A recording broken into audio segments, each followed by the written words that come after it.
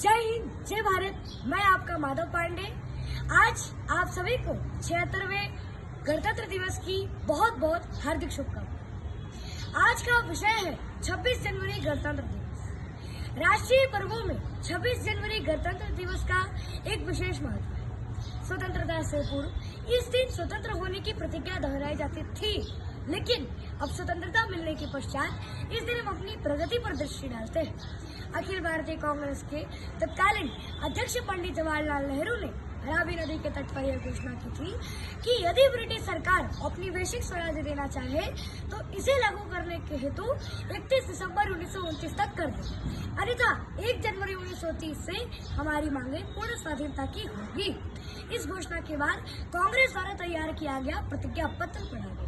पूर्ण स्वतंत्रता के समर्थन में जुलूस निकाले गए, सभाएं की गई। इनमें प्रस्ताव पास करी प्रतिज्ञा की गई कि जब तक हम पूरी तरह स्वतंत्र नहीं हो जाते, हमारा स्वतंत्रता का आंदोलन यूं ही जारी रहेगा। और इस आंदोलन के तहत हमारे स्वतंत्रता की वेदी पर अनगिनत लोगों का रक्त चढ़ा। अंततः 15 अगस्त 1947 ईस्वी को यह देश आजाद हो गया। सन 1950 ईस्वी में भारतीय संविधान बनकर तैयार हुआ।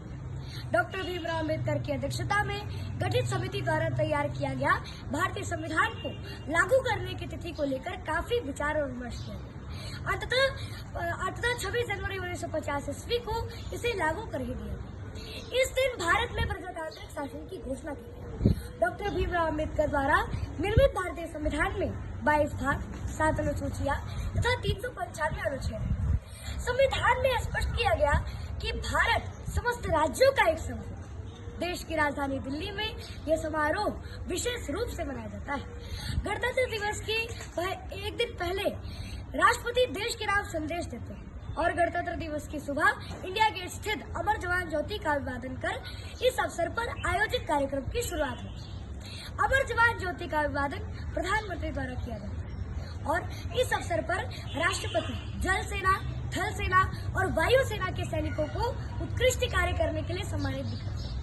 सभी सेना के वे अधिकारी होते हैं जिन्हें परमवीर चक्र, अशोक चक्र और शौर्य चक्र से सम्मानित किया जाता है और इस दिन संसद भवन को भी दुल्हनों की तरह सजाया जाता है।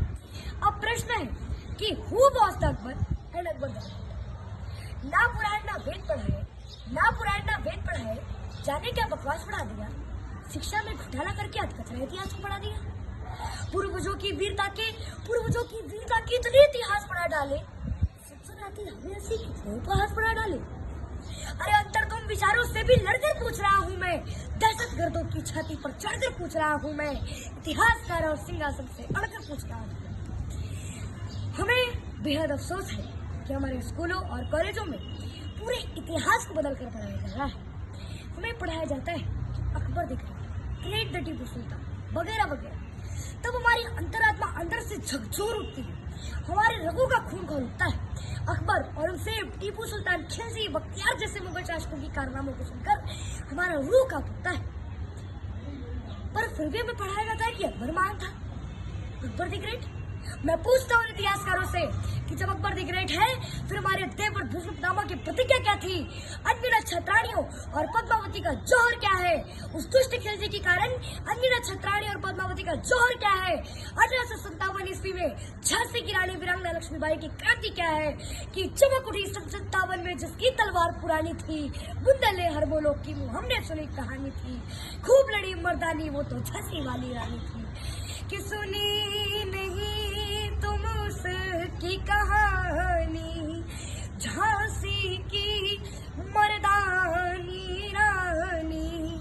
चमक उठी सन 57 में, चमक उठी सन 57 में, जिसकी नंगी तलवार जगाया तुमको कितनी बार जगाया, तुमको कितनी बार थर्राया था जनरल बोकर, थर्राया था जनरल बोकर, सुन जिसकी ललकार जगाया तुमको कितनी बार जगाया। को कितनी बार। अगर अकबर द ग्रेट है फिर 17 बार मोहम्मद गौरी को प्राण दान देने वाले हमारे पृथ्वीराज चौहान कौन थे?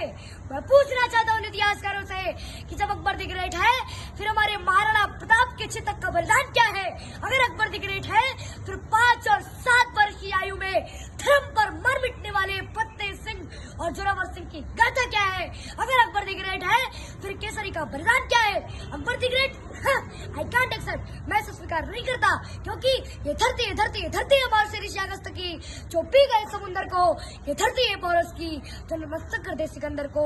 क्षितिज तक सूरज गूंजेगा स्वयं तिन मान बदलेगा, उतारो भारती की आरती सम्मान बदलेगा।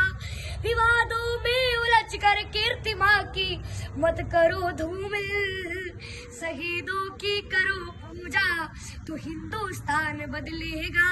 शहीदों की करो पूजा तो हिंदुस्तान बदलेगा। पृथक हर धर्म होता है, पृथक परिवेश होता है, पृथकता में रहे मिलजुल तो यह उद्देश्य होता है। जहाँ रहे हिंदू मुस्लिम और ये सिख ईसाई, जो समझे देश को अपना उसी का देश होता है, जो समझे देश को अपना उसी का देश होता है।